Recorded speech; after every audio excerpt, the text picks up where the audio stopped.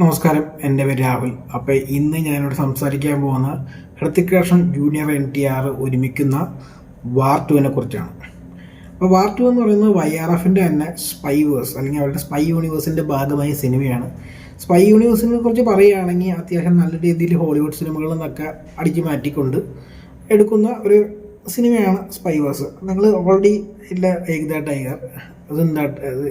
Tiger Zinda ഹെ, പത്താൻ, വാർ 1 അങ്ങനെ എടുത്ത് നോക്കിയാൽ ഞാൻ പേഴ്സണലി എനിക്ക് കോപ്പി അടിക്കുന്നതിൻ്റെ ഒരു പ്രശ്നമൊന്നുമില്ല. സത്യം പറഞ്ഞാൽ ഞാൻ എൻ്റർടൈൻ ചെയ്യുകയാണെങ്കിൽ ദാറ്റ് ഈസ് ഫൈൻ.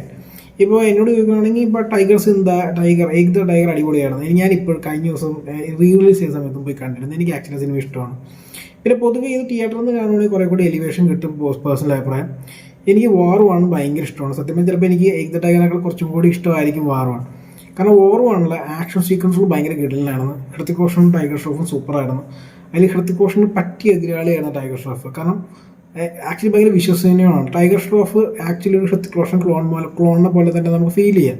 കാരണം പുള്ളിക്ക് ഹൃതിക് റോഷൻ്റെ ആരാധന ഉണ്ടാകും, നമുക്ക് പൊതുവെ ഫീൽ ചെയ്യും. പുള്ളി ആക്ച്വലി ട്രൈ ചെയ്യുന്ന ഹൃതിക് റോഷൻ എമുലേറ്റ് ചെയ്യാനാണ്. ബോഡി ഉണ്ടാക്കി ഡാൻസ് കളിച്ച് സ്റ്റണ്ട് ചെയ്യുന്ന അങ്ങനെ നമുക്ക് തോന്നും ഹൃതിക് റോഷനോട് പുള്ളിക്കൊരു ഗുരു ശിഷ്യ ബന്ധമുണ്ടെന്ന് നമുക്ക് ഫീൽ ചെയ്യുന്ന രീതി തന്നെ അത് അവർ നന്ന രീതിയിൽ കാണിച്ചു എന്ന് തന്നെ പേഴ്സണൽ അഭിപ്രായം. അപ്പോൾ അവർ തമ്മിൽ ഫൈറ്റ് ചെയ്യുന്നത് ആ ഒരു ഇതിനോട് രസമുണ്ടായിരുന്നു. പിന്നെ ആക്ഷൻ സീക്വൻസുകളും മറ്റും നന്നായിട്ട് ചെയ്ത സിനിമയാണെന്ന് എനിക്ക് തോന്നിയിട്ടുള്ളത്. കാരണം അതിൻ്റെ മിക്ക ആക്ഷൻ സീക്വൻസുകളും ഒരു ഭയങ്കര ഫേക്കാണെന്ന് തോന്നിയിട്ടുള്ള എനിക്ക് ആക്ഷൻ സീക്വൻസ് ചെയ്തിരിക്കുന്നത്. എനിക്ക് തോന്നുന്നു റിയൽ ലൊക്കേഷൻസിൽ പോയി അത്യാവശ്യം നല്ല രീതിയിൽ തന്നെ ഫിസിക്കലി കഷ്ടപ്പെട്ടിട്ട് ചെയ്തുകൊണ്ടായിരിക്കും അങ്ങനെ നമുക്ക് ഫീൽ ചെയ്യാം.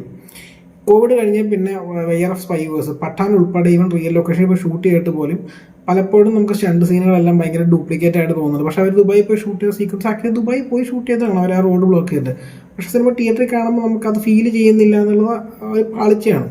പിന്നെ YRF സ്പൈ യൂണിവേഴ്സിന് ഭയങ്കര നല്ല കൃത്യ രീതിയിലുള്ള എഴുത്തുകളൊന്നും ഞാൻ പ്രതീക്ഷിക്കുന്നില്ല. പിന്നെ വാർ 2 കുറിച്ച് പറയുകയാണെങ്കിൽ ഇതിന് ഇതുവരെ ഇറങ്ങിയ ഒരു പ്രൊമോഷൻ വർക്കായിട്ടില്ല. സത്യം പറഞ്ഞാൽ എനിക്ക് 0 എക്സ്പെക്റ്റേഷനാണ്. എനിക്കിതിന് തൊട്ട് മുമ്പ് ഇറങ്ങിയ ഞാൻ ഒരു ഹൃതിക് റോഷൻ ഫാനാണ്. ഇതിന് തൊട്ട് മുമ്പ് ഇറങ്ങിയ ഹൃതിക് റോഷൻ്റെ ഫൈറ്റർ എനിക്ക് ഇഷ്ടമായിട്ടില്ല. ഞാനത് കാണാൻ വേണ്ടി ബ്രോഡ്വേ സിനിമാസിൽ IMAX റീഡിങ് കാണാൻ വേണ്ടി ട്രാവൽ ചെയ്ത ആളാണ്. എനിക്ക് ആ സിനിമ ഒട്ടും ഇഷ്ടമല്ലായിരുന്നു. എനിക്ക് സിഡ് ആനന്ദിന് ഇഷ്ടമാണ്. കാരണം പുള്ളി ഹൃതിക് റോഷൻ നല്ല രീതിയിൽ അവതരിപ്പിക്കുന്ന ഒരാളായതുകൊണ്ട് എനിക്ക് പുള്ളിയോട് പേഴ്സണലി ഇഷ്ടമുണ്ട്. പക്ഷേ ഈ സിനിമയിലോട്ട് വരുമ്പോൾ പ്രശ്നം എനിക്ക് സിനിമയിൽ ഒന്നും ഇതിൽ വർക്കായിട്ടില്ല. പിന്നെ 22 വർഷത്തിന് ശേഷം ആദ്യമായിട്ടാണ് ഞാൻ ഹൃതിക് റോഷൻ്റെ ഒരു പടം കൊച്ചിയിൽ പ്ലേ ചെയ്യുന്ന ഫസ്റ്റ് ഷോ മിസ്സായത്. ഫസ്റ്റ് ഡേ ഞാൻ പടം കണ്ടു, പക്ഷേ ഫസ്റ്റ് ഷോ ഞാൻ മിസ്സാക്കി.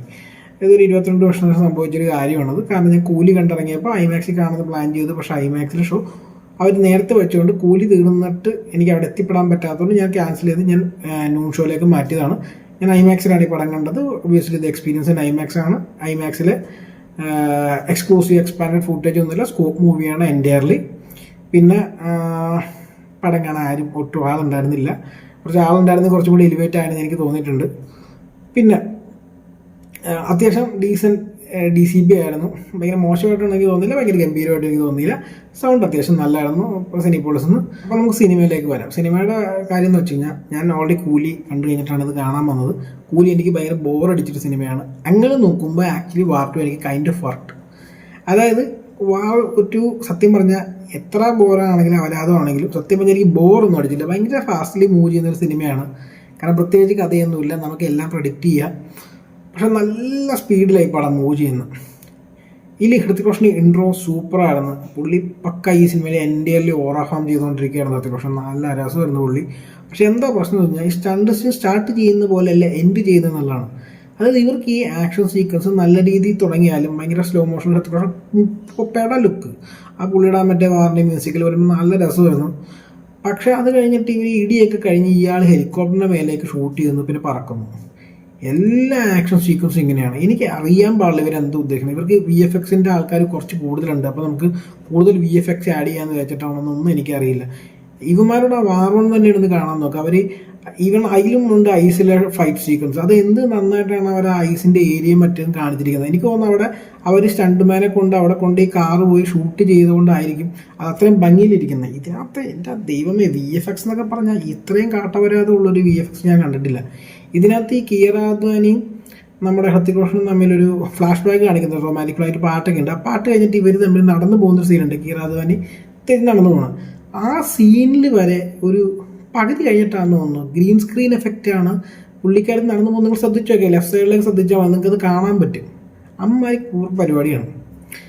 ഒരു കാര്യം പറയാൻ പറഞ്ഞേ, ഇതിൻ്റെ വാർട്ടിൻ്റെ ടൈറ്റിൽ ഇൻ്റർമിഷനിലാട്ടോ കാണിക്കുക. പിന്നെ ക്ലൈമാക്സ് സിനിമ തീർന്നു കഴിഞ്ഞും കാണിക്കുന്നുണ്ടെന്നാണ് എൻ്റെ ഓർമ്മ. പക്ഷേ ഇൻ്റർമിഷനിലാണ് ഈ സിനിമയുടെ ടൈറ്റിൽ കാണിക്കുന്നത്. അത് ഞാൻ പറയാൻ വിട്ടുപോയി. പിന്നെ ഇതുപോലെ തന്നെ ജൂനിയർ NTRനും ഹൃത്തിക് റോഷനും ഫ്ലാഷ് ബാക്ക് ഉണ്ട്. നല്ല അഫൽ സീരിയൽ സാധനമാണ്. പക്ഷേ ഇതിൻ്റെ പ്രശ്നം എന്ന് വെച്ചാൽ ഇത് എഴുതിയതും മോശമാണ്, കാണിച്ചിരിക്കുന്നതും മോശമാണ്. പക്ഷേ പേഴ്സണലി എനിക്ക് ആ ഐഡിയ ഇഷ്ടമായിരുന്നു. ഇവർ തമ്മിലുള്ള എന്തുകൊണ്ട് ഇവർ തമ്മിലൊരു ക്ലാഷ് ഉണ്ടെന്നുള്ളത് ഇവർ കാണിക്കുന്നത് നല്ലൊരു സംഭവമായിരുന്നു. സ്പോയിലർ ആട്ടോ പടം ഞാൻ ഈ പറഞ്ഞ റിവ്യൂ, സോറി. പക്ഷേ ഇതിപ്പോൾ അങ്ങനെ അല്ലാണ്ട് ഇത് പറയാൻ പറ്റില്ല സിനിമ റിവ്യൂ. അപ്പോൾ ഇവർ തമ്മിൽ ഫൈറ്റ് ചെയ്യുന്ന എന്തിനാണെന്ന് വെച്ച് കഴിഞ്ഞാൽ അതിൻ്റെ ഒരു റീസൺ ഉണ്ട്. ആ റീസൺ പേഴ്സണലി എനിക്ക് ഇഷ്ടമാണ്. പക്ഷേ അത് കാണിച്ചിരിക്കുന്നത് നല്ല ബോറായിട്ടാണ്. നല്ല അവരാതും ഞാൻ തലയെ കൈവച്ച് പോയി ആദ്യം ഇവർ ഈ റീസൺ പറയുമ്പോൾ. സത്യത്തിൽ കബി ഖുഷി കബിങ്ങനെ സംഭവമുണ്ട്. ചന്തുക്ക് ചച്ചേനെ ചന്തുക്ക് ചാച്ചിക്കോ ചാന്ന് ചോക്സ് ചാന്ന് ചോദിച്ച് ചട്നി ചടായി. അപ്പോൾ പെട്ടെന്ന് ഹൃത്തിക് റോഷൻ പെട്ടെന്ന് കരീനെ കുറവുണ്ട്. ഓ മൈ ഗോഡ്, ഇത് എൻ്റെ പണ്ടത്തെ ലഡ്ഡു അല്ലേ എന്ന്. അതുപോലെ അപരാധം ഇതിലുമുണ്ട്.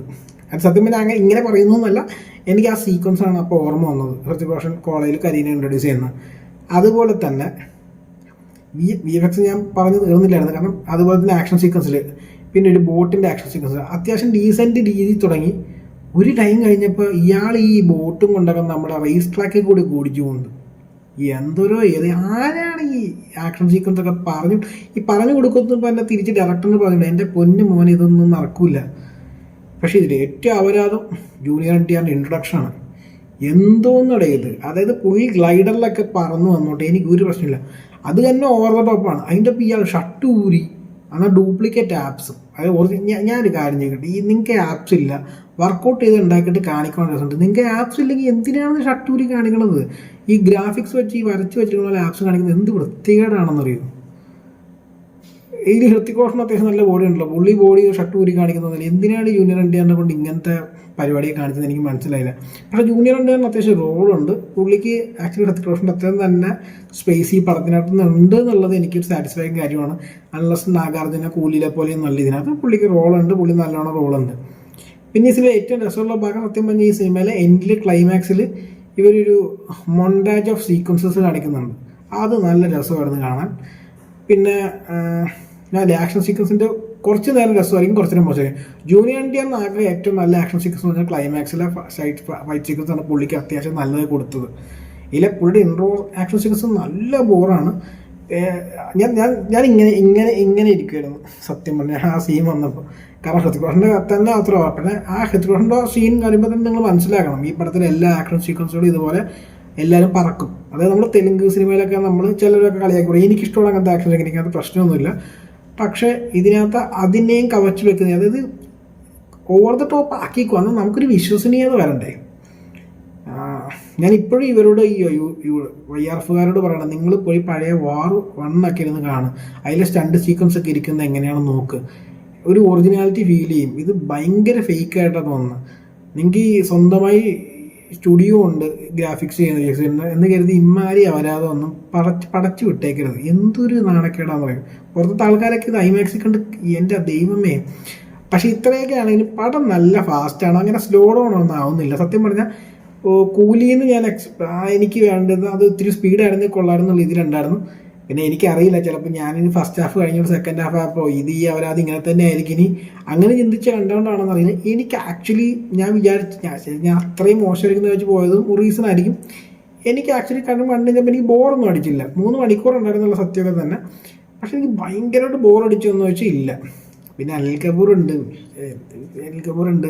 ഇങ്ങനെ അവരിങ്ങനെ ഓരോരുത്തർ റീപ്ലേസ് ചെയ്യുവാണല്ലോ. മറ്റേ പഠാനത്ത് മറ്റേ പുള്ളിക്കാരത്തി മരിച്ചില്ല, നമ്മുടെ ഷബാന ആസ്മി. അതുപോലെ തന്നെ ഓരോരുത്തർ റീപ്ലേസ് കൊണ്ടേ ഇരിക്കുകയാണ്. അപ്പം ഇനിയിപ്പോൾ അനിൽ കപൂറിനെ കൊണ്ടുവരാമെന്ന് വെച്ചു. ഇനിയിപ്പോൾ ഇത് ഇങ്ങനെ കണ്ടിന്യൂ ചെയ്ത് ഇങ്ങനെ കണ്ടിന്യൂ ചെയ്ത് പോകുന്നു. അവസാനം ഇനി വരാൻ പോണ ആലിയ ഭട്ടിൻ്റെ എങ്ങാണ്ട് ആൽഫ എങ്ങാണ്ട് അതിൻ്റെ ഒരു ചെറിയൊരു സീക്വൻസ് അതിനകത്തിട്ടുണ്ട്. അതിനകത്ത് ആലിയ ഭട്ടിനൊന്നും കാണിക്കുന്നില്ല കേട്ടോ, ജസ്റ്റ് ഇതിനൊക്കെ സീക്വൻസ് പോലെ ലാസ്റ്റ് കാണിക്കുന്നുണ്ട്. ഒരു ചെറിയൊരു ഫുട്ടേജ് വിത്ത് ബോബി ഡിയോൾ. പിന്നെ അതൊക്കെ തന്നെ, ഇങ്ങനെ അഭിനയിച്ച് തകർക്കാനൊന്നുമില്ല. എനിക്കെന്തോ ജൂനിയർ NTRന് ഈ സിനിമയിൽ ഒരു ഓറ ഇല്ലാത്ത പോലെ ഫീൽ ചെയ്ത്. ഇനി ഹൃത്തിക് റോഷൻ്റെ ഒപ്പം നിൽക്കുന്നുണ്ടോ എന്ന് എനിക്കറിയില്ല, അല്ലെങ്കിൽ പുള്ളീനെ കാണിച്ചിട്ട് പുള്ളിനെ കാണിക്കുമ്പോൾ ആ ഓറ ഫീൽ ചെയ്യാത്തതെന്ന് എനിക്കറിയില്ല. എനിക്കെന്തോ പുള്ളിയുടെ ഒരു ഓറ മിസ്സിങ്. എന്താ പുള്ളി ദേവരെ എനിക്കറിയാം നല്ല രീതിയിൽ ആർക്കും ഇഷ്ടപ്പെടാത്ത സിനിമയാണ്. പക്ഷേ അതിനകത്ത് പുള്ളിക്കൊരു പുള്ളി കോമഡി ചെയ്യുന്ന രംഗങ്ങൾ വെച്ച് പുള്ളി മാസമായിരിക്കുന്ന സമയത്ത് പുള്ളിക്കൊരു ഓറ ഉണ്ടായിരുന്നു. അത് ഇതിൽ മിസ്സിങ് ആണ് സത്യം പറഞ്ഞാൽ. അങ്ങനെ ഒരു ഓക്കെ ആയിട്ടുള്ളൊരു അനുഭവമാണ്. എനിക്ക് പേഴ്സണലി സത്യം പറഞ്ഞാൽ കൂലിനേക്കാളും ആക്ച്വലി ഈ സിനിമ കണ്ടപ്പോൾ ബോറടിച്ചില്ല. കൂലി കണ്ടപ്പോൾ എനിക്ക് നല്ലോണം അങ്ങനത്തെ ഒരു ബോറടി എനിക്ക് സിനിമ കണ്ടപ്പോൾ ഉണ്ടായില്ല. സിനിമയിൽ കുറേയൊക്കെ കട്ട് ഷോട്ട് ചെയ്യാമായിരുന്നു സത്യം. ഇത്രയൊന്നും കാണിച്ച് കൂട്ടേണ്ട കാര്യമില്ല.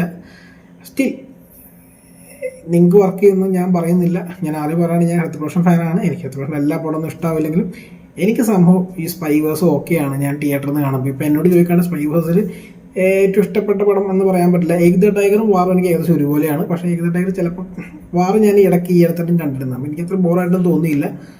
പിന്നെ അയ്യോ പറയാൻ വിട്ടുപോയി, ഇതിനകത്ത് ഇവർ നമ്മൾ ഡാൻസ് കളിക്കുന്ന പാട്ട് എനിക്ക് അത്ര ഇഷ്ടമായില്ല. ഇവരുടെ ഡാൻസ് സൂപ്പറായിരുന്നു കേട്ടോ. ആ സംഭവം അടിപൊളിയാണ്. ഞാൻ എക്സ്പെക്ട് ചെയ്ത പോലെ തന്നെ വന്നു എന്നുള്ളതിൽ നല്ല സന്തോഷമുണ്ട്. പിന്നെ കിയർ അദ്വാനിയും പുള്ളിക്കാനുള്ള ആ ഒരു പാട്ട് അതിനകത്തുണ്ട്. അതായത് കട്ടൊന്നും ചെയ്തിട്ടില്ല എല്ലാവരും പറയുന്ന പോലെ.